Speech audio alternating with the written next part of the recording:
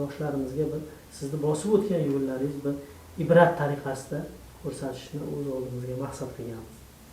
Keling o'sha siz bolaligingizdan boshlasak. Marhamat. Rahmat.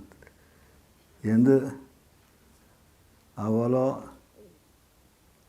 bu butun insoniyat tarixiy taraqqiyot jarayonida mana shu kunga yetib keldik. Nafaqat biz, butun dunyo xalqlarini bu kunga yetib kelishi uchun juda ko'p yo'lni bosib o'tgani hammaga ma'lum. Bu birinchi tomoni. Ikkinchi tomoni, dunyoda hech qanday bir ishni bir kishi qila olmaydi-da. Albatta ko'pchilik bilan birgalikda amalga oshiriladi. Ko'pchilikning yordamida insonning ishi kelgusi avlodga qoladi.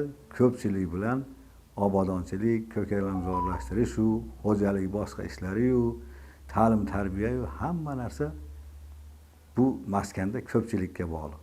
Bu yerda sababi, bu yerda nogironlar ko'proq ishlaydi. O'qiyotgan bolalarimizni hammasi nogironlar. Xodimlarimizda ham nogironlar bor, bir 60%. Shuning uchun bu yerda avvalambor shu butun agar respublikada nima qilinadigan bo'lsa, respublika xalqi oldida aytamizki, bizni mana shu maktab internatlarimizda ishlayotgan sog'lom xodimlarimiz, nafaqat o'qituvchi tarbiyachilar, umuman xodimlarimiz haqiqiy savob ishlarni qilishadi. Mana ulug' kunlarda o'tiribmiz. Bu odamlarni bu maskanlarda ishlab haqiqiy yurakdan ishlaydiganlaridan men Allohdan so'rayman, bularga shu butun dunyodagi yaxshi niyatlarini ato qilsin. Juda katta savob ish qilishadi. Har kuni masalan maktabga kelib, shu bolalarni quvnoq yurganini, yaxshi sharoitlarda yotib turganini, ovqatlanishini qanday darajada ekanligini so'rayman. So'rab turib, o'zimdan o'zim faxrlanib, xursand bo'lib ketaman. Chunki shu davlatimizni, hukumatimizni, xalqimizni mana shu bolalarga yaratib bergan sharoiti tufayli shu bolalar mana shunday baxtiyor, quvnoq yurishibdi-da. Endi o'zimizni yoshligimizga keladigan bo'lsak, maktab internatimiz 1953-yilda ochilgan. Alloh rahmat qilsin, rahmatli Ergason opam bu maktabning rivojlanib shu kunga yetib kelishiga juda katta hissa qo'shgan. Hozir mana bolalari bor, bolalari ham xuddi ayamizni ishlarini davom ettirgandek ko'p savobli ishlar qilib yurishibdi. Men o'zim bu maktabga 1966-yil kelgan bo'lsam, 1977-yilda mana shu maktabda 11-sinfni tugatdim. O'qish davrimiz juda yaxshi o'tgan. Davrimizdagi ustozlar, domlalar, internatning barcha xodimlari qo'llarimizdan yetalab, imkoni boricha yordamlarini ko'rsatib, agar kerak bo'ladigan bo'lsa, uydagi bir narsalarni ham olib kelib bo'lsa ham bizni ko'nglimizni olib maktabga o'rgatdi. Vaqt kelganda sho'xlik qilganimizda tartibga chaqirishdi. Qisqasi, maktabni bitirishimizda o'sha davrdagi hukumat ham bizga juda katta yordam qilgan. Nafaqat hukumat, ko'zi ojizlar jamiyati. Men har doim shu maktab internatni binosini esimdan chiqmaydi. Mana shu respublikamizdagi 6 ta internat ko'zi ojizlar jamiyatining mablag'iga qurilgan. Shu jumladan bittasi mana shu Andijondagi 1974-yilda to'la ishga tushgan. Endi maktab internatni qarasangiz tashqaridan kelishda yangiga o'xshaydi. Masalan, lekin hozirgacha masalan 52 yil bo'lgan bo'lsa, 52 yillik binoga o'xshamaydi bu. Bizi bu internatdan keyin qurilgan nechta binolar qurilib buzilib ketdi. Lekin bu maktab internatni mana shunday darajada suvagi butun har bir kelgan odam masalan bu yerdan xursand bo'lib chiqib ketadi. Endi maktabni bitirgandan keyin o'qishga harakat qildim. Undan 3 yil yiqildim. O'qishga kirolmadim. Oxiri 1980-yil o'sha Nizomiy nomidagi Toshkent davlat pedagogika institutini tarix huquqshunoslik fakultetiga o'qishga kirib 85-yil 1985-yilda tugatdim. Shu tugatguncha ham o'sha bizni oliy o'quv yurtimizda ham juda domlalarimiz yaxshi bo'lgan. Masalan, o'sha davrlarda bizni xafa bo'lishimiz emas, ko'proq o'rganishimizni, bilishimizni xohlab turib, bizdan ko'proq talab qilishgan. Hali men u domlalarimizni eslayman. Senlar nogironman demagin. Qolganlardan kam joying yo'q. Senlarda yana qayta bir eslab qolish qobiliyati yoki yodlab qolish qobiliyati yoki shu narsani obrazga kirish qobiliyatlari bor. Men qolganlar bilan bir xilda talab qilaman. Kerak joyda sizlarni ozod qilishim mumkin, lekin hozir hamma bilan birdek o'qib, birdek yozib, birdek kurs ishini ishlab, referatlarni yozib kelib o'qib berasizlar deb o'rgatgan. Bu domlalarimizni bizni talabchanligi natijasida biz endi ana shunday o'qidik. Men o'zim juda zo'r, a'lo o'qiganman deb aytaman institutda ham. Lekin o'zimga yarasha o'qigan ekanman. O'qishdan tashqari endi ma'lum bir ishlarni odam baribir kelajakda qanaqa bo'lishini bilmaysiz. O'zingizdagi qobiliyatni o'zingiz ham masalan vaqt kelsa men bunda qilib boraman deb aytolmaysiz. Lekin Alloh taoloni bergan nimasimi bu ish qilib 1985-yil kelganimdan mana shu yerda 15-avgustdan ishga kelganman. Mana hozir 42 yil bo'lyapti. Endi 42 yil ichida juda ko'p tarixiy nimalarni bosib o'tdik. Hozirgacha bir hisoblasam bir 450-500 nafarcha o'quvchi bitirib ketdi men kelganimdan beri. Bular jamiyatda juda ko'p tarmoqlarida ish olib borishyapti. Bularning ichida fan doktorlari bor, yaxshi nomlari chiqqan qo'shiqchilarimiz bor, oliy o'quv yurtlarida ishlayotgan o'quvchilarimiz bor, domla bo'lib. Undan tashqari o'sha ayrim asarlarni tarjima qilib yoki o'zini bir qandaydir nimasi bilan mashhur bo'lgan o'quvchilarimiz bor. Olimpiada g'oliblari bor. Qisqasi ko'p bolalarimiz bor. Men ishlagan davrda. Men yana boyagi gapga kelaman. Men kelganimdan buyon shu kungacha mana shu jamoa shu maktabda, shu maktabni maktab qilishda juda katta rol o'ynaydi. Men har qayerda bular bilan faxrlanaman, bularga rahmat aytaman. Chunki bularsiz bizda ishni yaxshilash qiyinligini men o'zim his qilaman. Masalan, ayrim hollarda jamiyat a'zolari sog'lomlarimizdan ham xafa bo'lib qolishadi, boshqa bo'ladi. Yo'q, men xafa bo'lmayman. Hech ham mana shu maktabda ishlayotganlardan. Chunki bular baribir yurakdan ishlashadi. Men o'zim shuni ko'rib kelyapman. O'zimiz maktabga nisbatan aytyapman. Shuning uchun bularga baribir hozir ham minnatdorchilik bildiraman. Avvalo bizga shunday binolar topshirilib, shuncha jihozlarni berib qo'ygan davlatimizga, rahbarlarimizga rahmat, jamiyatimizga rahmat. Mana shu sizlar ko'rib o'tirib turgan shu stullar, mana shu stullarni rahmatli Jumovoy Shamatov olib bergan 1988-yilda. Men o'zim masalan bularni avaylab asrab mana shu yerda yangi kelsa ham olmayman. Shu domladan menga esdalik deb. U Andijon korxonasida direktor edi. 1988-yilda yozib ham qo'yilgan tagiga. Mana shu monovi ham 1974-yil kelgan. Mana shu stullar. Demoqchimanki, bizda mana shu bu eskilikka intilish emas, havas. Mana masalan shu xonaga hamma mebel olib kelishdi yangi. Yo'q, menda mashlar qolaversin, bermanglar deb mana shu narsalarni olib qolib ishlataman. Ko'rsanglar ham bo'ladi. Demoqchimanki, shu domlamiz Alloh rahmat qilsin, u ham o'tib ketishdi, lekin shu domlamizdan bizga esdalik. Agar maktab ma'muriyati ruxsat bersa, hatto men ishlamay qo'ysam ham buni olib borib rozilik berishsa, o'zimni uyimdagi bir joyga terib nima qilib qo'yaman. Endi buni men hozir bir narsa deya olmayman, lekin men o'zim qiziqqanligim uchun shuni siz uchun qadrli bu. Men uchun qadrliki shunga borganimda rahmatli domlaga ishxonasidagi ishchilar kirgan. Shu vaqtda 10 ming so'mda, uning ichida bir 8-9 ta divan, shifoner, o yerdagi mana ikkita aynali shifonerni ham asli domlar bergan edi. Shunga o'xshagan ko'p mebellar bor edi. Keyin rahmatli domla haligilarga aytib, "Xo'p, bolam, siz qayerdan chiqdingiz? Qayerda bilim oldingiz? Ham shu internatda. Sizchi? Xo'p, bu odamchi?" deb meni ko'rsatib, "Bersak begonaga bermayapmiz. O'zingizlarda ukalaringlar foydalanadi. Mana shu jamiyatga kirib keladigan o'quvchilar foydalanadi" deb haligilarni shashtini tushirib, haligilar ham o'zini qilgan ishidan pushaymon bo'lib chiqib ketgan. Shu vaqtda men o'zim tirik guvohman. Shu domla rahmatli shuni bergan.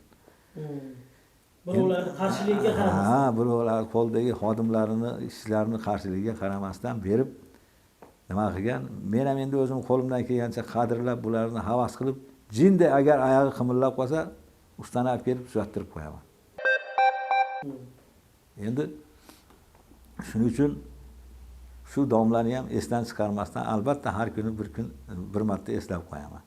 Kelib 85-yil kelganimdan keyin 1987-yilda menga ishonishib kasaba uyushma tashkilotini raisligini topshirishdi. Endi undan oldin o'quvchilar bilan ishlardim. Endi bolalarni ham ichiga kirsangiz, bularning ko'nglida nima bor, nimani xohlaydi, qanaqa nimani talab qiladi, shuni aytishadi-da. Hammasi kelib ko'ngildagini aytardi. O'quvchilar bilan ishlash jarayonida bolalarning xohishini ham, ularning o'qishini ham, ularga yaratilgan sharoitni ham birgalikda o'zlari bilan birgalikda ham yaratib, ham olib kelingan jihozlarni saqlab, albatta maktab rahbari rahmatli Ergasoni ham bo'lgan. Ergasoni ham shu o'quvchilarning talabiga labbay deb javob bergan har doim. Shu ayani rahbarligida shuni yurgizganmiz. Undan keyin kasaba uyushmaga ketgan bo'lsam ham o'quvchilardan ajralganim yo'q. Kasaba uyushmada endi xodimlar bilan birga ishladik. Xodimlarimiz juda ko'p yutuqlarga erishdi. Uning ichida xodimlarimizni o'sha 60 yillik, 70 yillik, 50 yillik tavallud kunlarini nishonlab, oila a'zolarini olib kelib, haligi oila a'zolari ham maytga kirib, endi sodda xalqimizda, haligi kolxozchi odamlar, "Ey palonchi, qara, mana bu yerda nihoyatda bir 3 yil ishlab qo'yibdi. 50 ga kiribdi-da. Shunga shuncha qilib yubiley qilishib, boshqa qilib" deydi, hammani yig'ib shu mehnatini qadrlayapti. Bu ham deydi bir hali insonni rag'batlantirish, ruhan ko'tarishdan iborat ekan deb, sodda odamlarimiz shunday qiziq bo'lib gaplashib o'tirib, mehmon bo'lib, tabriklab ketishdi. Endi bu orada men kelganimdan profsoyuz vaqtimda hukumatimiz tomonidan aholiga yer berilib qoldi. Endi juda uy-joyli bo'lish qiyin edi u vaqtlarda. Yerlar faqat paxta maydoniga aylantirilib, aholi siqilgan, bitta oilada 4 ta, 5 ta, 6 ta oila yashaydigan oilalar bor edi. Shu orada rahmatli birinchi prezidentimiz Islom G'aniyevich shu buyruq chiqarib, aholiga bunday har xil qilib, o'ziga xos joyiga qarab turib yer berish haqida alohida buyruq chiqardi. Men esimda bor, shu vaqtda ham hatto shu darajada hali rahbarlarimiz ongiga kirib ketganki, yer bergani qo'qardi-da. Prezident bu buyruqni chiqardi-yu, ertaga biz yerni berib qo'ysak, biz javobgarlikka tortsa nima qilamiz deb. Prezidentimiz shunda o'ylab, televizorda o'zim ham eshitganman. Beringlar deb men aytyapman, qo'rqmanglar, beringlar shuni. Xalqimiz shundan foydalansin, uy qurishsin. Bizni qurilish bo'yicha rejalarimiz amalga oshadi. Oilalarda bir erkinlik bo'ladi deb yurib 3-4 nima qilgandan keyin berildi. Shu orada keyin kerak bo'lsa men uyma uy yurganman. Shu pravkomlik vaqtimda yugurib 42 ta oilaga yer olganmiz. O'sha vaqtda ijroiy komiteti raisi rahmatli bo'lib ketdi, Nosir aka Mamajonov edi. Shu odamni oldiga kirib, boshqa qilib 42 ta odamga yer olganmiz. 42 ta odam mana hozir shu yerlarga uyli joyli bo'lib, ularni o'g'illari ham, shu kelinlari ham, qizlari ham, bola chaqali bo'lib yashashyapti. Shu vaqtda shunaqa bir imkoniyat bo'lgan. Bundan tashqari borib Quvasoyda haligi qurilish materiallari chiqadigan zavod bor. Sement zavod, g'isht zavod, aynak zavod, undan keyin haligi uy ro'zg'or buyumlari, choynak, piyola, shunaqa chiqadigan zavodlar bor. Shu yerga borib mashinalarda shifr olib kelganmiz. Keyin oynaklarni olib kelganmiz. Undan keyin sement olib kelganmiz. Shunaqa qilib odamlarga o'sha davr uchun arzonroq narxda bo'lgan qurilish materiallarini ham tayyorlab yurib, shu odamlarni og'irini yengil qilishga harakat qilganmiz-da. Ko'pchilik bo'lib. Endi u davrlar ham nima bo'lib, orada qandaydir endi bir nima ekan, Ergasonov ham ishdan chiqib ketdi, pensiyaga chiqishdi. Keyin menga shu ishni beraman dedi. Men to'g'riroq qo'rqdim, o'zini u yerda rahbarlik qilishdi. Qo'rqib men aytdim, "Jon aya, bo'pti. Siz bu ishni qilmasangiz men qiling deyapsiz, lekin maytda siz turmasangiz men buni qilaman, qo'rqaman buni qilgan. Chunki mengacha ko'zi ojiz bironta bir odam maktablarda, internatlarda rahbarlik qilgan yo'q edi. Lekin iloji yo'q. Aya iltimosimizga ko'nib, mana shu yerda bir 6 yil, 7 yil o'zi ishlab berdi. Ishlashi 5-6 yil ishlab berdi. Bosh bo'lib turdi. Ha, bosh bo'lib turdi. Endi men shu topshiriqni bajaraveraman. Shu meni nomimda rahbarlik, lekin shu yozuv ishlari, endi undan maslahat olmasangiz, birdaniga nogiron odam bunaqa maktabni boshqarib nima qilish qiyin. Nima qilib, endi Ergasonov ham yordami bilan shu 1995-yilgacha mana shu yerda turdi. Undan keyin bolam endi menga bo'ldi. Men endi qarib qolgan, bolalarim, nevaralarim bor, boshqasi bor. Tezda ora-orada kelib turaman deb uzurini aytib, keyin ishlamay qo'ydi. U davrda rahmatli Hasanov domlamiz bor edi. U ham shu eski domlalardan, shu domlaning rahbarligida maktab internatimiz 30 marta maktab respublika va O'rta Osiyo chempioni bo'lgan, shaxmat shashka bo'yicha qatorasiga. Ana kubiklari turibdi. U domla ham chiqib ketib qoldi. Qisqasi, shu men o'zim rahbarlik qilgan yillar 91-2003-yillarda juda ko'p ishlarni odamlar bilan qildik, hashar yo'lida. Mana shu tashqaridagi binoni hammasini shu bizning xodimlarimiz hashar yo'li bilan qilgan. Bu qizlarimiz o'quvchilarda shu vaqtda. Ana shunday aylanasiga binoni hashar yo'li bilan qilgan. Xodimlarimiz g'isht qo'ygan, xodimlarimiz xo'jayinlari kelib devor urishib bergan, yana xo'jayinlari kelib shuvashib bergan, tom yopishib bergan. Qisqasi, mana shu atrofdagi binolarga davlatdan bir tiyin olmasdan shu boring taxminan bir 50-60 metr joy shunday bino qilib bitkazdik. Bu endi hali jamoa bilan qilgan bitta ishimiz. Shunaqa bo'lardiki, kechalari kelsangiz saylga o'xshab ketardi. Odamlar g'isht quyayotgan, yer talashib, meniki maytga qo'yaman, men maytga qo'yaman deb g'ishtni quyib, quriganlarini terib, haligilarga qiziqib, men ham o'tiraman soat 12-12:30 gacha. Salqinda qilishadi endi ular. Ertasiga ma'lum bir vaqtda kelib terishadi. Ha, o'zlarini uchastkasi bor. Men ham endi vaqti bemahal ularda haligi nima deydi, qo'limdan kelgancha yordam berganman-da, masalan, bermay qo'ymayman. Endi shuncha ishni qildirib qo'yib, yozda issiq kunlarda kelmay qo'yaveringlar deyman, to'g'risi. Chunki kechasi ishlardi-da u. Mana shunaqa qilib bu odamlar bilan mana shu eng katta qilgan ishlarimizdan biri shu bo'ldi. Bundan tashqari bog'imizdagi mevalarni yana yangitdan butun bog'ni kesib chiqarib tashlab, boshqatdan mevalarni ekdik. U ham mana mevaga chiqib, mendan keyin ham yana haligi boshqatdan yana bir almashdi bu bog'imiz. Hozir bog'imizda har xil nimalar bor, ko'rsanglar, o'rizor alohida, olmazor alohida, xurmozor alohida, bodomzor alohida, giloszor alohida, yong'oqzor alohida, mana shunaqa terakzor yana alohida. Shunaqa bo'lib bog'imiz ham yaxshi tartibga kelib, nima bo'ldi? U orada teplitsalar qildik. chiqib ko'rsanglar bo'ladi, rasmga olib qo'ysangiz. Mana mana shu yo'l narigi betida teplitsamiz bor. Naryoqda limonzorimiz bor. Narigi tomonda yana bitta teplitsamiz bor. Erta hozir bodring ekib qo'ydik. Ko'karib turibdi hali. Endi 2003-yilga kelganda gapni ochig'i nogiron odam baribir zamon talabi darajada ish qilaman desangiz qiyin darajaga kelib qoldi, talab kuchayib ketdi juda.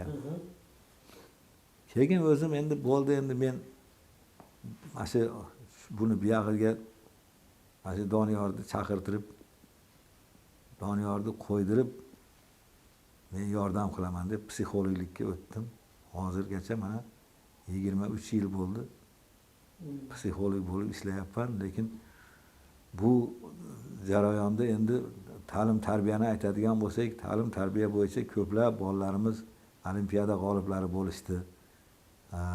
Undan tashqari o'quvchilarimiz vaqti bemahal haligi musiqa bo'yicha o'tkazilgan ko'rik tanlovlarda yuqori natijalarga erishishdi. 1993-yilda mana shu maktab internat qoshida hali hech kimda yo'q edi. Musiqa maktabini ochganmiz. Hozir bu maktabdan ham juda ko'p bolalarimiz yetishib chiqib respublikamizda taniqli bo'lib, qo'shiqchilar bo'lib ketdi. Mana Surayyo qizimiz bor, misol. Nima bor? Ana Zoirjon degan. Yana Qo'qonda ko'p o'quvchilarimiz bor. Bular hali juda aholiga taniqli bo'lmasa ham o'zining hududida juda yaxshi tanishadi. Endi bizning nogironlarda musiqaga qobiliyat kuchli. Bular juda haligi eslab qolish qobiliyati, sulhi deydi, sulhlari yaxshi. Shuning uchun hozirgi kunda ham davlatimizning bergan imtiyoziga asosan endi bulardan badal olinmaydi. Shuning uchun bir 80 ta o'quvchimiz musiqa maktabida o'qiydi. Hozir bu musiqa maktabimiz 4 dan keyin ishlaydi. Ularga diplom berib chiqaramiz. Xohlasa o'sha nimalarga boradi, o'rta maxsus kollejlariga. Xohlasa o'zlarining hududida shu diplom asosida ishlashi mumkin-da endi. Anaqa nimalari, imtiyozlari bor. Endi bundan tashqari mana o'sha 23 yil davomida qiladigan ishlarimizni hisoblasak, hozir biz 2022-yilda prezidentimizning bir qarori chiqdi. 209-qaror. Shu qarorga asosan bizni ichki ishlar bo'limi bizga otaliq qilib bog'lab qo'yilgan edi. Shularning yordami bilan mana hozir o'sha borib ko'rsanglar bo'ladi. Ko'zi ojiz bolalar uchun oyoq kiyimi tikish sexini tashkil qildik. Hozir bolalarimiz oyoq kiyimi tikishib, o'zlarini mehnatlarini namoyish qilishyapti. Endi biz kuni kecha ijtimoiy himoya markazini Andijon viloyat bo'limiga murojaat qildik. Bizdan mahsulot olish uchun shartnoma qilishsin. Biz o'quvchilarimizga ham ish haqi to'laylik shu qilgan mehnatlari uchun. Chunki tez ish qilishadi, ko'p chiqarishyapti. Hech yo'q tapishkalarini olishsin, internatlarda o'qiyotganlar mana shu bizni nimamizdan oyoq kiyimlarini olishsin, yoqtirishsa ko'rib, litsenziyalarimiz bor, boshqalar bor. Endi hozircha bu hal bo'lgani yo'q. Endi bu hal bo'lmasa yuqori markazga ham murojaat qilish fikrimiz bor. Bu ham shu bolalarni kelajakka tayyorlash. Nima uchun? Agar o'qishga kira olmasa yo kirgan taqdirda ham keyin ish topa olmasa, uyda bekor o'tirib qolmasin. Shu bilan bo'lsa ham o'zini kelajagini o'zi nima qilsin? Kimdir mahallasida shu o'shanaqa joy ochishi mumkin. Kimdir uyda tikib bozorga olib chiqib sotishi mumkin masalan. Kimdir qish davomida shu oqsoqollarni oyoq kiyimlarini ta'mirlab tirikchilik qilishi mumkin. Qisqasi imkoni bor darajada qildik. Men istardim agar shu jamiyatimiz ham o'rganib turib har bir viloyat markazida mana shunaqa sexlar ochsa, mana bizning maktabimizda tugatgan bolalar ana shu yerlarga ishga borib, endi oyoq kiyim doim kerak bo'ladigan narsa. Hattoki qo'lda tikmaydi-da, uni maxsus apparatlarda tikadi. Demak, unaqa haligi og'ir mehnat talab qilinmaydi, chang bo'lmaydi, boshqa bo'lmaydi, toza.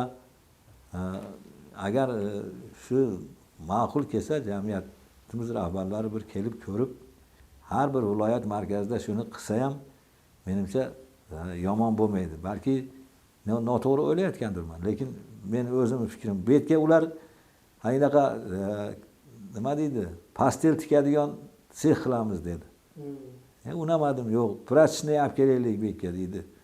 Bularga bizga oyoq kiyim tikadigan qilaylik deb o'zimning fikrimni tushuntiruvdim. Haligi ichki ishlardagilarga ma'qul kelib, avvaliga bu yerda bo'lmaydi deyishuvdi. Apparatlarda olib kelgandan keyin o'zlari ko'rib, o'zlari ham xursand bo'lib ketdi. Hozir hamma maktabda shu joriy qilinyapti. Mana hozir bizdan keyin Qo'qonda joriy qilindi, Samarqandda joriy qilindi, Sirdaryoda joriy qilindi. Samarqanddan keyin Qarshida joriy qilindi. Qoraqalpog'istonda joriy qilindi. Endi o'tgan hafta haligi o'qituvchimiz Xivaga bordi. Shu yerda joriy qilinish arafasida turibmiz. Shu bizda ishlayotgan o'qituvchimizni harakatlarini ko'rib, Ijtimoiy himoya markazi tomonidan prezidentga taqdim qilindi. U Shuhrat medali bilan kuni kecha haligi mukofotlandi. Chunki bu haligi yaxshi tashabbus, bu bir, ikkinchidan bolalarni kelajakka haligi bekor o'tirmaslikka qilingan harakatlar. Hozir endi bundan tashqari ham maktab internatimizda mana shaxmat, shashkat nimalari bor. Endi bular eskitdan bor endi. Bu yangilik emas o'zim maktablar uchun. Undan tashqari hali mehnat darslarimizda, keyin to'garaklarimizda bolalarni kelajakka tayyorlash maqsadida oziq-ovqat tayyorlash, oziq-ovqatni tayyorlash uchun mahsulotlarni archib, to'rg'ash. Endi nogiron bolaga qo'lidan ushlab o'rgatmasangiz buni hali o'rganishi qiyin. Shuning uchun o'shanaqa fikrlarni ham nima qilib o'rgatib kelyapmiz.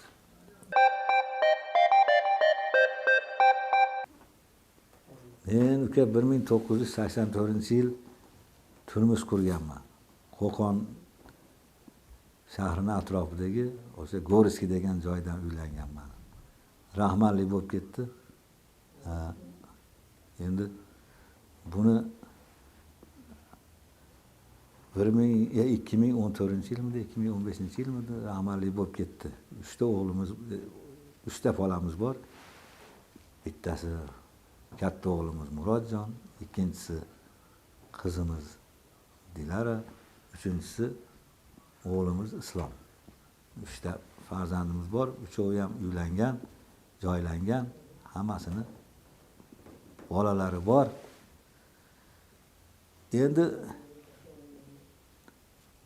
bizga haligi nima deydi, biz nogiron bo'lganligimiz uchun baribir biz yolg'iz yashashimiz qiyin.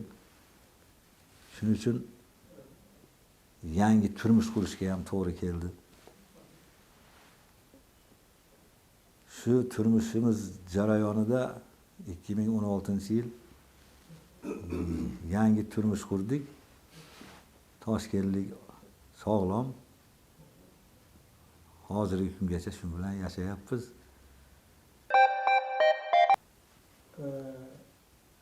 Ammo aka, shu yoshlarga bir har doim aytmoqchi bo'lgan ikki og'iz gaplaringiz ustoz sifatida. Yoshlarimizga meni nimam birinchi o'rinda insonparvar bo'lsin, mehnatsevar bo'lsin, vatanini sevsin, ish joyini, oilasini sevib halol mehnat qilsin. Pokiza yursin. Ham vijdoni, ham tanasi pokiza bo'lsin. Yomon yo'llarga yurmasin.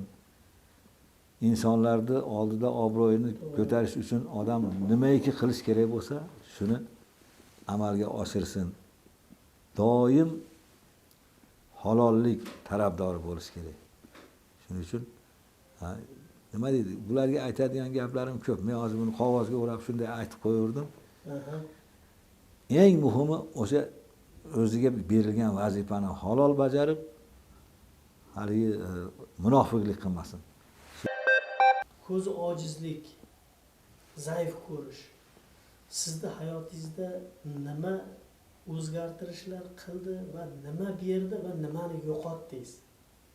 agar mana masalan orzular bo'ladi, agar mana shunaqa holatlar bo'lganmi sizda? Mani ko'zim ko'radigan mana shunaqa bo'lardim, mana shunaqa ish qilgan bo'lardim yoki shunga o'xshash bir fikr mulohazalar. Men masalan o'zim hayotimda endi Allohning mehribonchiligi ekan, shu nogiron bo'lib Xudoga shukr o'qib Alloh rizq beribdi, ishlayapmiz-ku. Men yoshligimdan aytaman, hali ham aytaman. Men temirga qiziqaman o'zim. Mana shu temirni jinnisiman. Mana hozir ham texnikaga. Ha, texnikaga, ha. Hozir ham mana mana qarasangiz, meni turmushkamda ombir, kulich, atverkalar, payalnik, shunaqa narsalar bor. Men o'zim aytaman, yo shopir yo traktorchi bo'lardim men. Shu narsalarga qiziqaman-da. Endi shu shopir bo'lib yangi mashinani avtobusda olib, uzoq reyslarga qatnab, haligi avtobusni top-toza qilib, haligi shinam qilib olib yurib, ichidagi passajirlarni ham, yo'lovchilarni ham xursand qilib kayfiyatini yaxshi qilib olib yurishni tasavvur qilaman men o'zim. Lekin afsus, endi biz uchun haligi nima bo'lmaydigan erishib bo'lmaydigan orzu. Yaqinda endi mana shunaqa nima qilib qoldingiz? Meni oldimga kelishadi-da. Birinchi o'g'lim keladi. Dada deydi, sizni men deydi umraga jo'natsam ayam bilan birga. Borib keling dedi. To'g'risi. Men aytdim, bolam, mayli seni qilgan taklifing menga yaxshi. Lekin endi biz tarixchimiz-ku. Juda unaqa og'zimizda unaqa ilmimiz yo'q bolam. Bu bir. Ikkinchisi, sen olayotgan zavqni biz olmaymiz yakka borib dedi. Qo'lingda mulking bo'lsa ber, masjiddagi bir og'ir sharoitli odamlarga beraylik. Yo bir yo'llarda asfalt qilaylik. Yo bir ko'priklar qilaylik. Men masalan o'zimda shunaqa ortiqcha mablag' bo'lsa, men shunaqa qilaman. Endi bolam, seni aytganing rahmat, aytding, hali topganingga baraka bersin deb nima qilsam, bitta odam keldi yana homiylik qilaman deb. Umraga jo'natsam ayam bilan birga. Borib keling dedi. Sen olayotgan zavqni biz olmaymiz yakka borib. Men o'zimchasiga shunaqa o'ylayman. Masalan, shu menda agar ortiqcha imkoniyatlarim bo'lsa, boshqam bo'lsa, sharoiti og'ir oilalarga yoki mahallalarga shu bir narsa qilib bersam degan bir hali fikr o'ylab yuraman-da. Shu odamlarni esidan chiqmaydigan qilib. Men hayotimda ko'p shunaqa og'ir odamlarni ko'rganman. İşçilik vaqtimda arg'amchi yashardik. Ishlab yurganimizda 3-4 ta og'ir sharoitli nogiron bolalar bor edi. Bu endi haligi nima ko'ngildan chiqarib qilgan ishlar, lekin shularni ayrimlarini turmushga berganmiz, o'zimiz nima qilib, ayrimlarini uylab qo'yganmiz. Mana hozir shular bor. Mana shu maktabda ham shunaqa qilgan xodimlarimiz bo'lgan. Nimagadir men mana shunaqa narsalarga qiziqaman. O'zim uchun masalan hattoki bitta kiyimni ham o'zim bozordan olmayman. Ana shu bolalarim olib kelib beradi. Ana shuni eplab bitta oyoq kiyimim masalan 4 yil, 5 yil, 6 yil kiyaman. Shu endi biz u yoqda unaqa loylardan yurmaymiz, sog'lomlar bizni yetalab yursa, o'zlari loydan yurib bizni quruqdan olib yurishadi. Shuning uchun haligi menda shunaqa nima bor endi, lekin men hayotimdan afsuslanmayman. Endi shunaqa ekan bizi taqdirimiz deb nima qilib nogiron ekanman deb o'tirib qolishni ham xohlamayman. Mana hozir 67 ga kirdim. 42 yil mana shu yerda ishlayotgan bo'lsa, Alloh umr berib sog'ligimni bersa, kuchim yetganicha mana shu yerda ishlab haligi nima qilish niyatim bor. Endi qolgan nogironlardan ham shuni so'raymanki, men nogironman deb o'tirmaslik kerak.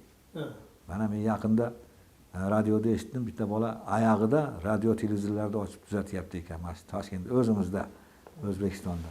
Haligi qoyil qoladigan-da, misoli. Shunga o'xshab, endi nima qilaylik? Allohning bergan mehribonchiligi ekan. Biz nogironman deb to'xtab qolsak bo'lmaydi. Ishonsangiz, mana shu bozor kuni ham kelaman men maktabga.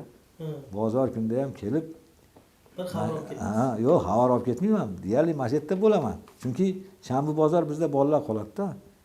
O'quvchilar qoladi, xodimlar ishlaydi. Jinday bo'lsa ham, nimagadir bo'lsa ham yordamim tegib qolar deyman, maslahatim bo'lib qolar deyman-da. Shuning uchun shanba bozor ham kelib goh-gohda xabar olib ketaman, goh-gohda mana ko'ryapsiz, xonada sharoit bor, televizor bor, boshqasi bor. O'tiraman mana shu yerda nima qilib.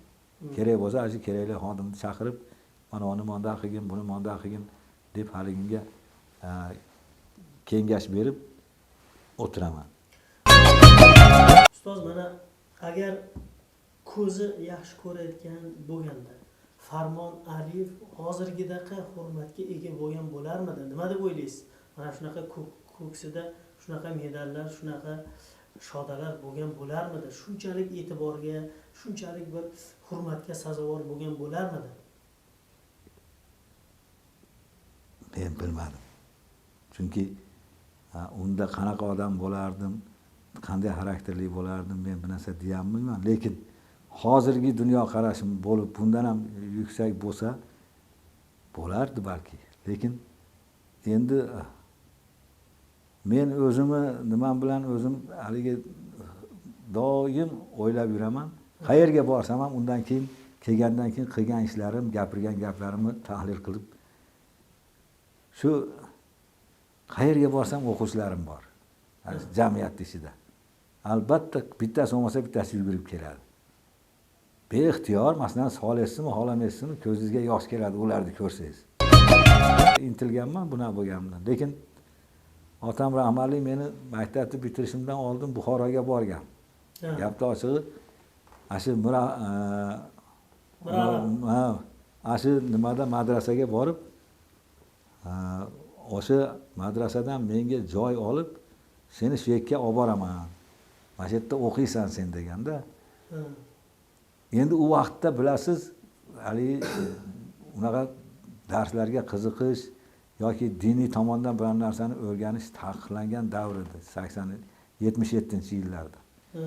Ilmiy kommunizm, ilmiy ateizm, diniy ta'lim yo'q edi.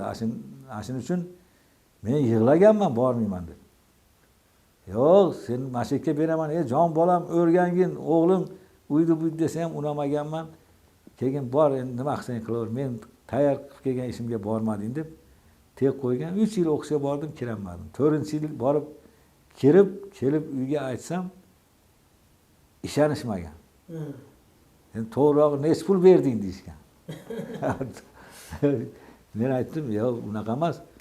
Endi Toshkentda haqiqat bor edi-da, shu vaqtda. Keyin mensiz menga indashmasdan borib, menga uchrashmasdan institutdan, fakultetdan jurnalni ko'rib, meni familiyamni ko'rishgandan keyin ishonishgan. Ko'zi ojiz odamga sog'lom odamlarni qaysi jihatlari unchalik xush kelmaydi? Siz mana ustozsiz. Shular haqida ham bir qisqagina to'xtalib o'ting. Sog'lom odamlarning ko'zi ojizlarga xush kelmaydigan xislatlaridan bittasi qaysiki, u sizdan ma'lum bir maqsadlarda foydalanib, ertaga siz bilan xolasa ko'rishib yoki ko'rishmasdan, xolasa uzoqdan o'tib ketadigan odam, u ma'qul kelmaydi. Ikkinchi nimasi, misol sizdan imkoniyat boricha foydalanib, keyin kelmasa, yoningizga ham kelmasa, yo hol ahvol ham so'ramasa, u ham endi uncha ma'qul bo'lmaydi. Uchinchisi, siz bilan gaplashib turib, boshqa joyga borib turib, sizni g'iybat qilib, yana boshqa joyga borib turib, yana g'iybat qilib, o'shana qiladigan odamlar bo'lsa, u ham yoqmaydi. Qisqasi, hali nima deydi? Sog'lomlarga qanday bo'lsa, demak, ko'zi ojiz, zaif ko'ruvchiga ham xuddi shunaqa ta'siri bor ekanda.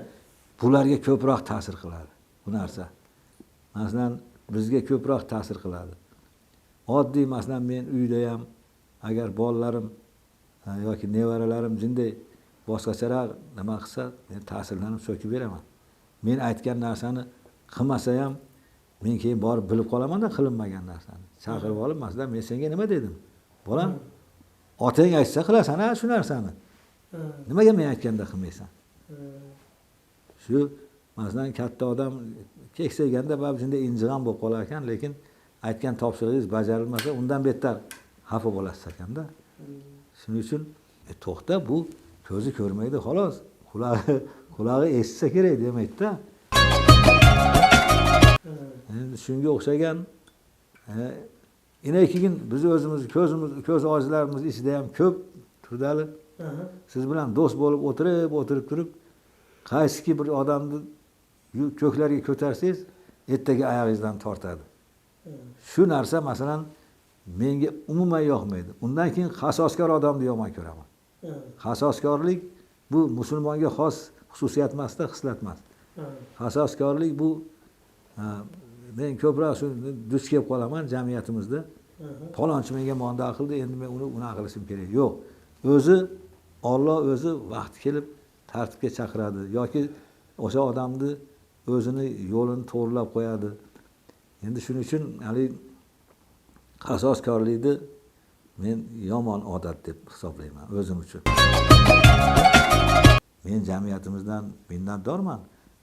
Endi hozirgi kunda men jamiyatdan iltimoslarim bor, talablarim emas. Biz ijtimoiy himoya markaziga o'tdik. Ijtimoiy himoya markazini men noto'g'ri tashkil qilindi deb ham aytmayman. Lekin ta'lim maskanlarida juda ancha qiyinchiliklarga duch kelib qolyapmiz. Birinchidan shu mutaxassislar bilan kelishgan holda bir qoidalar ishlab chiqilmayapti.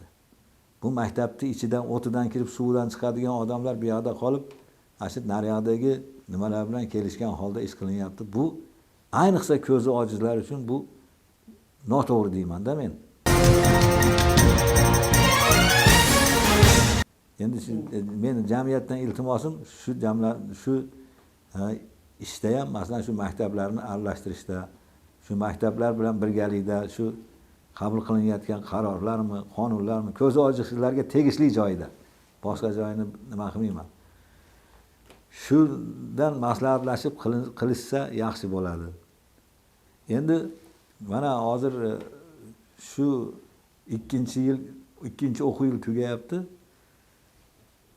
Lekin hali bizni ko'zi ojiz o'quvchilarga foydali bir nima men sezmayapman-da. Mana masalan aytaylik, bor foydali tomonlar ham yo'qolib qolyapti. Misol, boya ham aytdim, yana aytaman. Ko'zi ojiz bolalarga masalan sartarosh kerak emasmi? Bu bolalar masalan hali soqol olishga, boshqa soch olishga hali o'rganmagan bo'lsa, 8-9-sinf o'quvchilari, 10-sinf o'quvchilari albatta sartaroshga muhtoj bo'ladi. Muhtoj bo'ladi u. Misol, tarbiyachiga aytsangiz, tarbiyachi nima qilmaydi? Endi nima qilishga hayron bo'lib, bu tomonni bizni o'ylantiradi. Yana bitta nimamiz chevar. Bizni bolalar bilasiz, bir-birini ushlab yetalashib yuradi, bu bir. Ikkinchidan to'satdan yangi olgan kiyimingizda ham to'satdan tugma uzilib ketish yoki bir choki chiqib ketish, boshqa chiqib ketish holatlari bo'ladi. Endi bular har xil holatda bo'ladi, buni tikishga to'g'ri keladi. Chevarni ham yo'q qilib qo'yishdi, masalan mana bu yanvardan, 2026-yil yanvardan. Yoki etikdoz. Endi etikdoz bizni bolalarimizni masalan oyoq kiyimlarini biz oyog'imizda sezib yuramiz hamma narsani. Oyog'imizda sezganimiz uchun ko'proq ishqalanish bo'lganligidan keyin tagcharimi zararlanadi. Keyin toshlarni yoki baryerlarni urib olamiz, boshqa bo'lamiz, uchi chiqib ketadi. Bu bo'ladi. Qisqasi bizga masalan eng kerakli shtatlarni hech kim biz bilan maslahatlashmasdan olib tashlashdi. Endi qaysidir bir joylarni tekshirishgan bo'lsa, u yerda masalan shu o'likjon bo'lib yotgan bo'lsa, albatta hamma internatlarda ham shunaqa bo'lmaydi-da. To'xta, bir halolligi bormikin bularni yoki bu masalan men o'zim ko'zimni yumib masalan qanday yura olaman degan tasavvur qilish kerak-da odam masalan. Shu tasavvur qilish kerak. To'xta, men mana shunaqa bo'lsam, endi o'zim masalan soqolimni olalaymanmi? Yoki sochimni nima qilalaymanmi? degan nimani tasavvur qilishib turib, keyin bitta ikkita maktabdan shuni so'rab, endi biz chekadamiz, hamma narsa ko'proq markazda bo'ladi, Toshkent bilan bo'ladi-da endi bu ishlar. Toshkent internatdan so'ralganmi, yo'qmi, uni men bilmayman, lekin endi shu menimcha noto'g'ri deyman. Men balki to'g'ri ish qilgandir. Meni aqlim yetmayotgan joyi ham bo'lishi mumkin. Lekin men shuni noto'g'ri deb hisoblayman. Demak, bularni taqiqlashi kimlar tomonidan bo'lyapti asosan? Shu yuqoridan shu ijtimoiy himoya markazi aytgan narsa bo'lyapti. Endi biz taqiqlab, biz masalan rozi bo'lganimiz yo'q, yo bizdan rozimiz degan bir imzoni olgan yo'q yoki bir ma'lumotnomani. Shunday yangi yanvar oyidan boshlab shu to'xtab qoldi. Endi qarang, o'sha ijtimoiy himoya markazini 185-buyrug'i bor. 2024-yil 30-iyulda chiqqan buyrug'i. Shu buyruq asosida masalan har 12 bolaga, yuqori sinfdagi har 12 bolaga 2,5 stavka tarbiyachilik berish kerak. Boshlang'ich sinfdagi har 10 bolaga 2,5 stavka tarbiyachi berish kerak. Hozirgi kunga kelib shu buyruqqa amal qilishga iqtisodchilarimiz unamayapti. Nima uchunligini bilmaymiz. Hozir qarang, bizda bolalar soni ko'payib 8 ta bola oshib qoldi. Boshlang'ich sinfda. Yo'q deydi, 10 ta bola bo'lsa, lekin guruh beraman deydi. U 8 ta bola masalan belgilangan guruhni yarmidan oshyapti-yu misol. 5 ta bo'lganda ham aytardigan, endi boshqa guruhlarga qo'shib turaveramizda bitta-bittadan deb. 8 ta bo'lyapti, lekin shu iqtisodchi yo'q, qachon shu 10 ta bo'ladi, lekin guruh beramiz deydi. Murakkab nuqsonli bolalarimiz umuman tushunmaydi. Misol bitta ko'zi ojiz bolaga qarash qayerda-yu? Bitta ko'zi ojiz murakkab nuqsonli bolaga qarash qayerda? Murakkab nuqsonli bola endi ko'zidan tashqari boshqa joyi ham kasalda uni. Shuning uchun murakkab yordamga muhtoj. Ular tezda masalan hovliga borishga to'g'ri keladi. Vaqti bemahal ustuvoshlarini suv qivoradi yoki loy qivoradi yoki bir endi nima deydi, burunlari oqib ketishi mumkin. Qisqasi, endi bu murakkab nuqsonli bolada bular masalan F83 deydi. F83 bu murakkab nuqsonli bolaga kirmaydi. Ko'zidan tashqari men alohida psixiatrga borib so'radim. F83 kasallik emasmi desam, domla F qo'yildimi, bu kasallik deydi. Shu ijtimoiy himoya markazida bir Yelena opa degani bor. Mana qilsa ashini qilishadi, yo'q bu bunaqa emas desa ashini qiladi. Kelib bizni bolalarni tekshirib ko'rib turib, senlarda hamma bolang deydi, inklyuziv ta'lim o'zi ko'rmaydigan bolalar. Inklyuziv ta'limga chiqib ketish kerak deydi. Nimaga desam, bular ko'radi hammasi. Bizni bolalar shuni bilmaydiki, orientovka bilan yurishini yoki bularda harakati bu maktabda shu yo'llarda o'rganib qolganligi uchun bemalol yurishini ular nechi ko'radi ko'zi deydi. Biz aytdik, mana 638-nimada yozib qo'ygan. Mana bu yerda mondaqa dergan deb ko'rsatganimizdan keyin iloji yo'q. Keyin tan oldi. Endi yaqinda buyruq beribdi viloyat boshqarmalarining komissiyasiga. F83ni murakkab nuqsonli deb hisoblamaysan deb. Kakras shunaqa deganiga borib men psixiatrdan so'rasam, F83 nuqson hisoblanadi dedi. U agar ko'zi ham ojiz bo'lsa, F83 shu psixiatr tomonidan, psixonervolog tomonidan qo'yilgan bo'lsa, u nuqson hisoblanadi dedi. Endi buni ham har xil turlari bor ekan. Endi qisqasi bu shtatlar jadvalida ham masalan men aytdim, tarixshunoslikda o'qiganman deb. Men bironta bir mana shu yaxshi huquqiy jihatdan, balki meni huquqiy darajam yetishmas. Balki men shuni tushunmayotgandirman. Men beradigan savollarim berib, qayerda shu narsa belgilangan davlat tomonidan. Mana boyagi 8 ta bolaga qachon 10 ta qilsang beramiz deganim to'g'ri emas-da. Bu qayerda bo'ladi? Uni kimga qo'shib beramiz biz? O'zi 10 tadan bo'lish kerak boshlang'ich sinfnikini. Endi 4 ta guruhga 2 tadan qo'shib berib 12 tadan qilib qo'yamiz misol. Bularni yotgan joyi to'g'ri kelmaydi, chunki ko'zi ojiz bir-biriga urushib ketadi. Sanitariya jihatdan ularning yotgan joyi to'g'ri kelmaydi masalan. Endi shuni bilib turib iqtisodchi yo'q deydi. 8 ta bolangga yana 2 ta qo'y. Qayerdan qo'shib beramiz? Men ko'chadan topib kelmayman uni misol. Endi sekin maktablarda qiynalganlar keladi, ashlar hisobiga 8 talik guruh sekin 9 ta 10 ta bo'ladi. Endi shuni hali nima qilmayapti-da? Tan olmayapti. Masalan, yo'q, borib ko'rgin shu bolalarni uka desak, uni qilmaydi.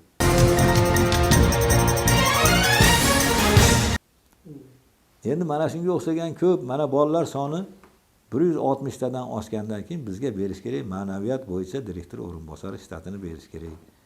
Bosh oshpaz berish kerak, misol. Doimiy o't yoquvchi berish kerak.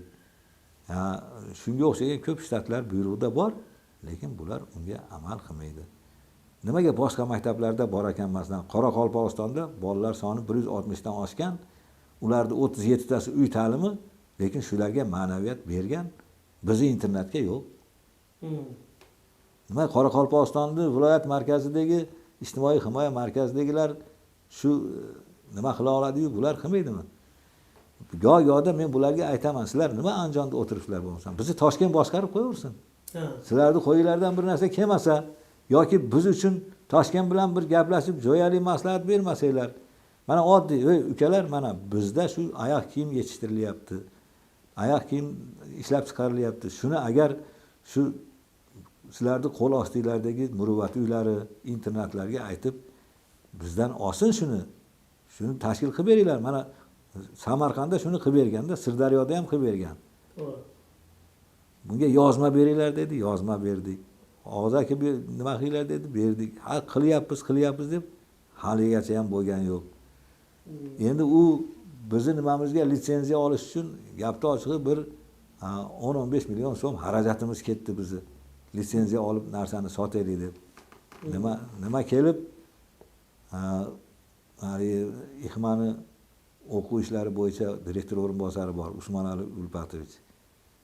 Shu odam kelib bitta tuflini sotib oldi, bitta gilamni sotib oldi. Bizdan ko'rib Samarqandda, keyin Toshkentda haligi Uz Expo markazi bor ekan, u yerda hamma o'zining narsalarini namoyish qilar ekan.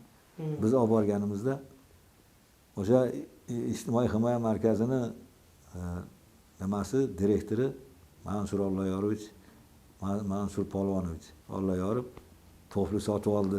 Ko'rib turib, bizni bolalar tikkanini ko'rgan shuni.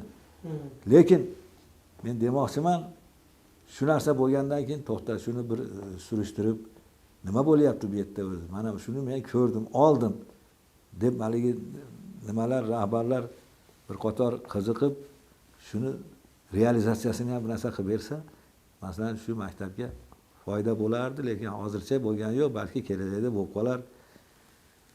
Ijtimoiy himoya markaziga borsangiz, Turdalijon xodimlar bilan hali muomala qilishga ham qo'rqasiz. Shunaqa darajada qo'polda.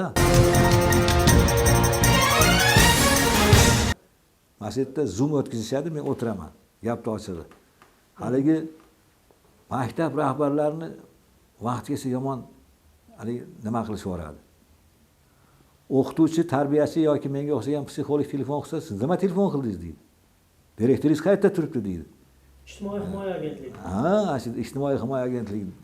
Nimaga? Men o'qituvchiman yoki men psixologman, haqim yo'qmi telefon qilib bir fikr aytgani yo bir narsani so'rashga? Siz kimsiz deydi yerda. Men psixologman. Direktoringiz qani deydi. Uka, men ishim yuzasidan sizga zvonit qilyapman, majburman. Eshitishga majbursiz deyman-da, men ham iloji yo'q. Men o'zim uchun emas, o'sha ish uchun. Endi siz ham to'g'ri muomala qiling. Endi masalan telefonda endi borganda ham yoki telefonda bir narsani aytsangiz, darrov viloyatlarga telefon qilsa, seni palonching bizga shikoyat qildi. Shikoyat qildi emas, buni masalan bir eshitsin.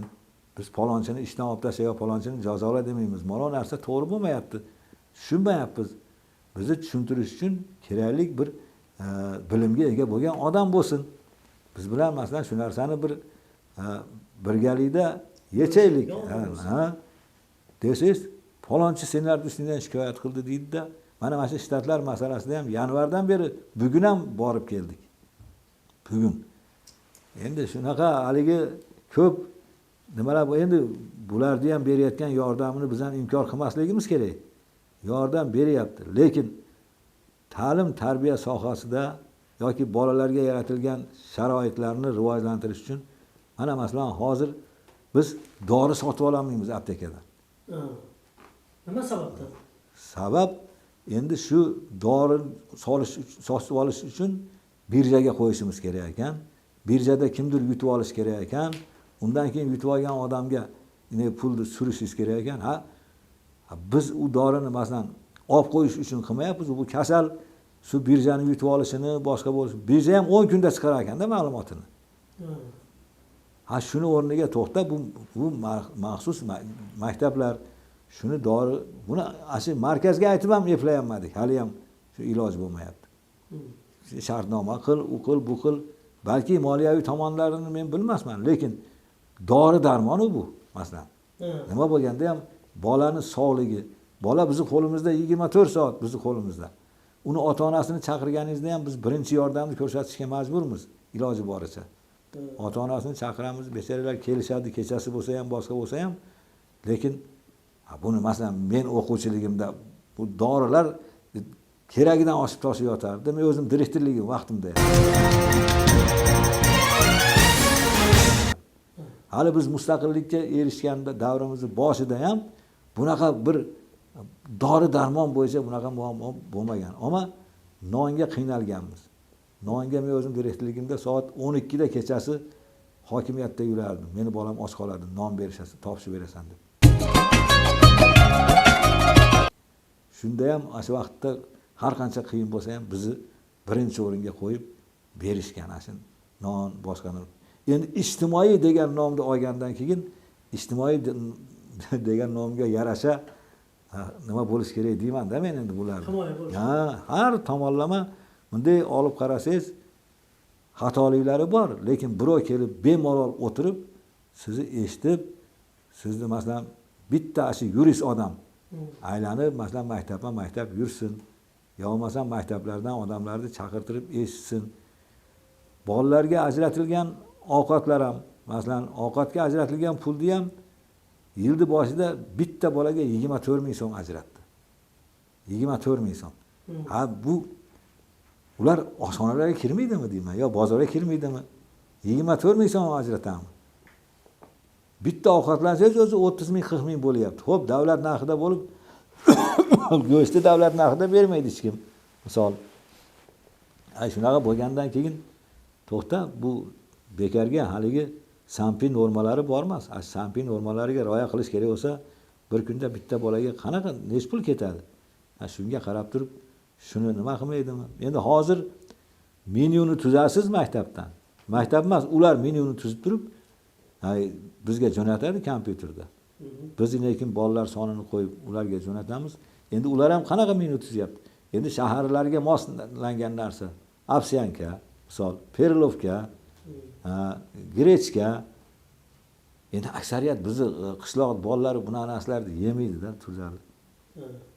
Demak, hozir o'rta hisobda shu bitta bolaga bu ajratiladigan 24 ming so'm, mana shu internat maktabida bu 24 soat uchunmi? Ha, 24 soat uchun.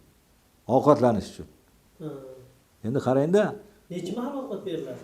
4 mahal. 4 mahal ovqat beriladi. Ertaman masalan nonushta. Ikkinchi nonushta soat 10:30da biz beramiz. Tushlik, keyin kechki ovqat. Shunga 24 ming so'm bir kunda ajratiladi. Ajratgan.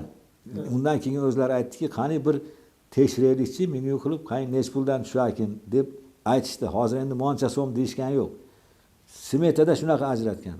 Hattoki o'tgan yilgi bolalarga yegizilgan ovqat pullari ham berilgani yo'q, to'langani yo'q. Ta'minotchilar masalan shu ta'minlab turibdi, lekin hozirgacha ham shu ovqatni qarzi to'langan yo'q shu bolalarga. Endi masalan bu yerda har kungi menyu bor, javobgar navbatchi bor, maktab rahbari bor, misol bola bor. Buni o'zlari masalan yegizganimizni ko'rib, bilib turib, buni 2 marta audit kelib ko'rdi. Audit kelib ko'rgandan keyin hatto bizni bolalarni to'xtatib ham so'roq savollar qilib ko'rishdi. Endi bu yerda bu nogironlarning haqini yeb, mana shu yerda hali ishlab yurishga agar masalan biz hech qachon qarab turib yo'l qo'ymasak kerak. Lekin hali qarzini to'lashgan yo'q hali ham. Endi ta'minotchi ham sekin-sekin bezyapti-da. Endi bular ta'minotchini bizdan bezitib, undan keyin o'zlari xohlagan ta'minotchini beramiz. Biz endi Niyozbotirda, Asakada o'zimiz tanigan ta'minotchilar bor bo'lib turib, Xo'jaoboddan ta'minotchi olmaymiz-da yoki Paxtaboddan.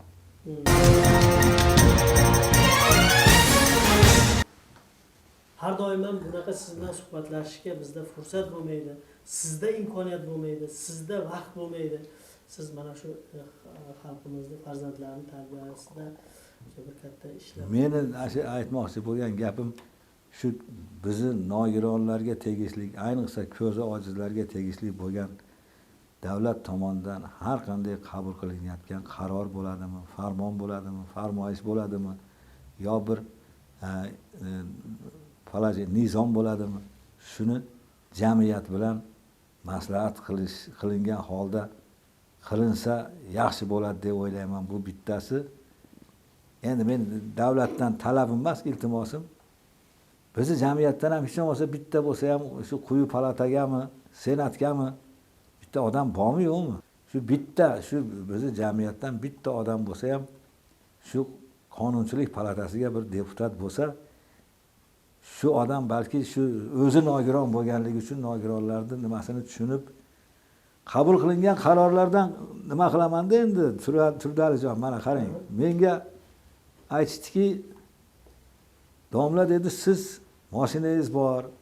Har oyda dedi 20 litr benzin olishga haqlisiz dedi. Keyin men pensiya jamg'armasiga telefon qildim. Domla dedi, mashinangizni texpasportini jo'nating, o'zingiz pasportingizni jo'nating dedi. Bo'pti deb jo'natsam telefonda ko'rib turib 2 kundan keyin telefon qilyapti. Domla, siz buni olishga haqli emassiz deb. Nimaga desam, umumiy qoidalarda yozyapti, masalan, o'sha benzin bilan ta'minlanadigan, masalan, bolalikdan nogiron, 1-2 guruh nogironlariga, urush va shunga tenglashtirilgan nogironlarga shu nima beriladi deb.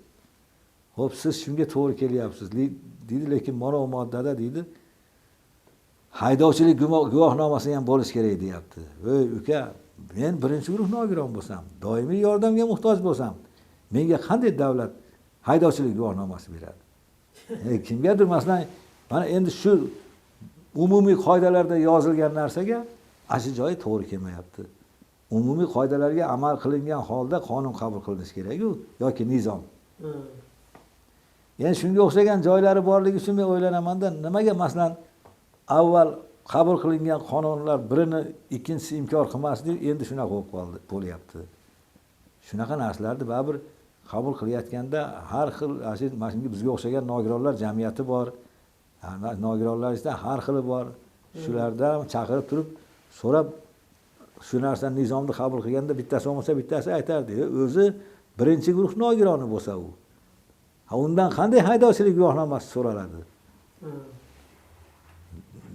Shunga o'xshagan endi meni nimam taklifim ham, o'zim o'ylab yurgan holatim ham baribir o'sha maktabga tegishli narsami, jamiyatga tegishli narsami yoki butun bir nimalarga tegishli narsami, shu mutasaddi odamlar, o'shalarning orasidagi a'zolar bilan bamaslahat shuni tushungan holda qabul qilinsa to'g'ri bo'ladi deyman.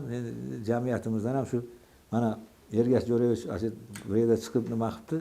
Shuni baribir bir dabissa qilishimiz kerak. Masalan, prezidentimizga bir nima qilib, hech yo'q bir mana 9 yil bo'lyapti.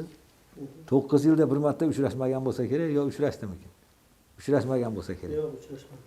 Bir marta uchrashtirishsiz, masalan, bizni nimamizni ham, meni o'zimning fikrim bu. Bir marta uchrashib, masalan, yoki oldindan aytib, mana jamiyatdagi muammolaringizni tayyorlang. Shaxsan ko'z ojizlarni jamiyatidan. Shu bo'yicha bir sizga ham imkoniyat beramiz 10 minut. Desa bo'lmasmikin deyman-da. Men go'yoda o'zim o'ylayman. Shu masalan murojaat qilib, meni qabul qilishga qachon vaqtingiz bo'ladi? Desammikin deb turib qo'y endi. Shuni deb ham bir xato ish qilib qo'ymayin deb qilmayman. Lekin jamiyatni, butun respublikaning jamiyatining raisini menimcha qabul qilsa xato bo'lmasa kerak deyman. To'g'ri. Prezident qo'y, mana hozir biz Andijon viloyatida hokimning oldiga ham viloyat jamiyatining raisi kiradimi yo'qmi? Kiradi. Hokimni o'zi qabul qiladimikin? Qiladi, chunki yaqinda bir qabullar bo'lganda o'zimiz ham bo'ldik, keldik rais bilan birgalikda. Endi rais bilan birgalikda qabul qildi, lekin nomni qabul qilgan, ha? Qabul qiladi. Viloyat hokimi qabul qildi. Endi balki endi bizni hokim, endi men maqtab olmayin, boshqa qilmayin, ammo hokimlar ichida ko'p mehnat qiladigani mana shu. Ya'ni ko'p harakat qilib shu xalq orasida yuradi. Endi biz ularni ichiga kirib olmaymiz. Lekin biz maktabga taklif qilyapmiz, kelmayapti-da. Bir kelib mana shu maktabni ham ko'rib so'rasak, men sizlardan yaxshi bilaman u maktabni deyapti-da. Endi kim biladi, odamlari bordir, boshqadir. Endi kelsa yana ham bir nimasi o'zgarib, maktabda bir endi hokim kelgandan keyin nimadir bo'ladi-da. Nima bo'larmikin deymiz-da endi. Endi qisqasi nima deydi, balki meni ichimda aytadigan gaplarim qolib ketayotgandir. Yana o'rni kelib qolar yo boshqa bo'lar. Qisqasi meni eng qat'iy iltimosim shu jamiyatdagi maktablarni ixma yaxshi o'rgansin. Bu ahvolda ketadigan bo'lsa, birinchi o'rinda tibbiy pedagogik komissiyasini sifati yaxshi emas. O'qituvchi yo'q bitta ham ular ichida. Bizning Andijon viloyatining komissiyasining ichida. O'qituvchi yo'q, yo tiflopedagog yo'q, yo haligi nima yo'q, ana oligofreniya pedagogikasi yo'q. Endi shu o'qituvchilar ham bo'lish kerak-da komissiya tarkibida.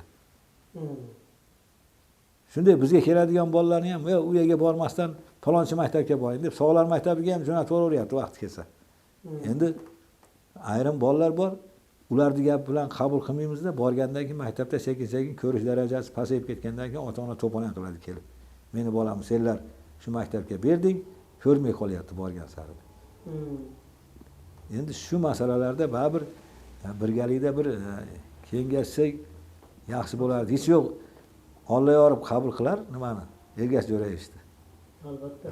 Shunga bir kirib, Alloh yorib o'zim ko'rganman. Mana shu billa Xo'javodda gaplashganmiz. Bu fikrlarni qisman haligi nima qilib aytganman, unda hali bizni qabul qilishgan yo'q edi-yu. Shu bo'yi bu odam bilan ko'rishamayapman. Yaxshi odam edi.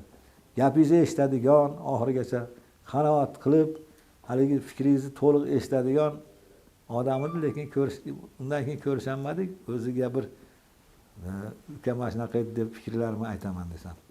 Ustoz, mana shu o'rinda bir narsani so'ramoqchi edim. Mana shu ko'zi ojizlar jamiyatini ko'p yaxshi tomonlarni gapirdingiz. Shu sizni hayotingizda roli qanday?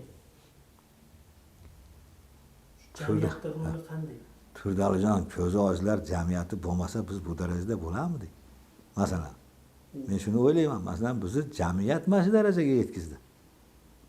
Jamiyat mana shu bizning mehnatimizni qadrlab, boshqa qilib mana 2023-yilda mana shu medal bilan taqdirlanishimizda asosan jamiyat katta o'rin egalladi bu yerda. Ishlarimizga rivoj bersin, yaxshilik kunlar bo'lsin, yillarimiz yutuqlarga boy, zafarlarga boy bo'lsin, yurtimiz tinch bo'lsin, jamiyatimizni kelajagi porloq bo'lsin, kelajakdagi yoshlar uchun ko'proq bir yangiliklarga erishishni Alloh o'zi nasib qilsin. Sizlarni ham topganinglarga baraka bersin. Yurtboshimiz sog' bo'lsin, jamiyatimiz rahbarlari sog' salomat bo'lib, uzoq yillar rahbarlik qilish nasib qilsin. Ularni ham ishlariga rivoj bersin. Yaxshi niyatlarini Alloh o'zi mustajo qilsin. Amin.